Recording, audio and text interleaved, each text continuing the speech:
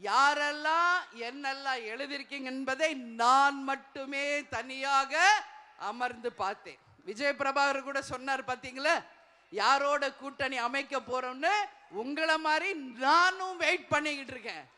மகனாக இருக்கிறதுனால மட்டும் அவரிடம் கட்சியின் ரகசியங்களை என்னைக்குமே சொல்லாமல் ஒரு நேர்மையான ஒரு பொதுச் செயலாளர் தான் நான் இருப்பேன்.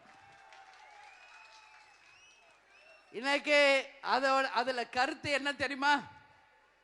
யாரோட கூட்டணி நாம் வைக்க வேண்டும் என்ற முடிவை எடுத்து விட்டாச்சு.